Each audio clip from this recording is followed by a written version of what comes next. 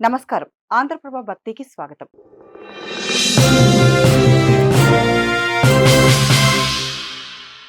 రాముడు ఒక మతానికో, ప్రాంతానికో పరిమితం కాదు.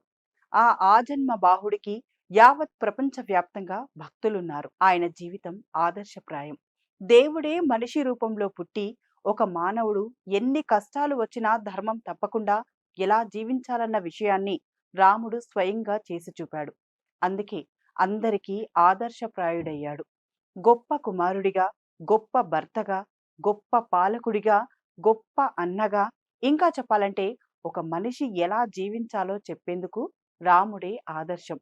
రాముడిని పూజించడమే కాదు, ఆయనలా జీవించడం నేర్చుకుంటే అదే నిజమైన ధర్మం. అప్పుడే నిజమైన రామరాజ్యం సాధ్యం.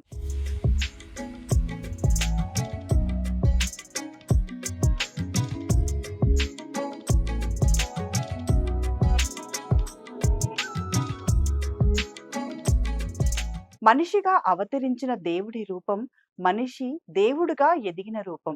ఇది రామయ్య గురించి ఒక్క మాటలో చెప్పాలంటే, దేవుడు అంటే లీలలు, మహిమలు గుర్తొస్తాయి. కానీ రాముడు అంటే కష్టాలు గుర్తొస్తాయి. విలువలతో ఎలా జీవించాలో గుర్తొస్తుంది.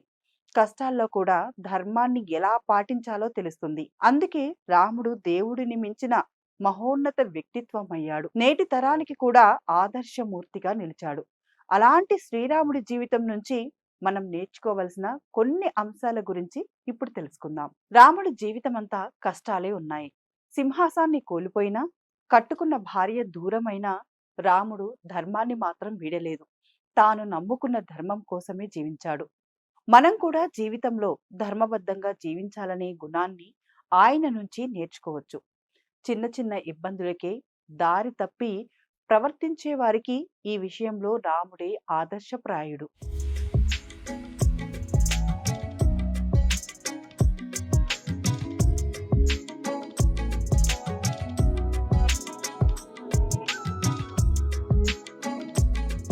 శ్రీరాముడు ఎప్పుడూ తన భావోద్వేగాలను నియంత్రణలో ఉంచుకునేవాడు. కోపం, బాధ, సంతోషం ఎలాంటి పరిస్థితినైనా సమానంగా స్వీకరించాడు. గెలుపు, ఓటములను సమానంగా చూశాడు. ఎవరిపై కోపం చూపించలేదు. గెలుపు వచ్చినప్పుడు పొంగిపోలేదు.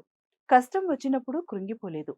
బాధ్యతల నుంచి తప్పించుకునే ప్రయత్నం అస్సలు చేయలేదు. అందున ఆయన వ్యామోహాలకు లొంగిపోలేదు. రాజకోటను వీడినా, అడవిలో జీవించిన శ్రీరాముడు ఓపికతో ఉన్నాడు. చివరికి సీతమ్మను కోల్పోయినా ఒక సామాన్య వ్యక్తిలానే జీవించాడు. సీతమ్మను వెతుక్కుంటూ కాలినడకన ఉత్తరం నుంచి దక్షిణ భారతానికి వెళ్ళాడు. రావణుడిని వానర సేనతో ఎదుర్కొన్నాడు తప్ప తన తమ్ముడి రాజ్యపు సైన్యాన్ని ఉపయోగించుకోలేదు.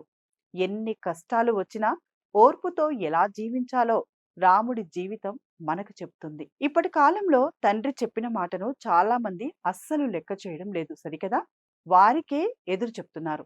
కానీ చక్రవర్తిగా సింహాసనాన్ని అధిష్ఠించాల్సిన తరుణంలో తండ్రి మాటకు కట్టుబడి తన రాజ్యాన్ని త్యజించి వనవాసానికి వెళ్ళాడు. కిరీటాన్ని పక్కన పెట్టి నారవస్త్రాన్ని ధరించాడు. అయినా శ్రీరాముడి ముఖంపై చిరునవ్వు చెరగలేదు. ఇలా జరగడానికి కారణమైన కైకేయిని కాని, తండ్రిని కాని నిందించలేదు.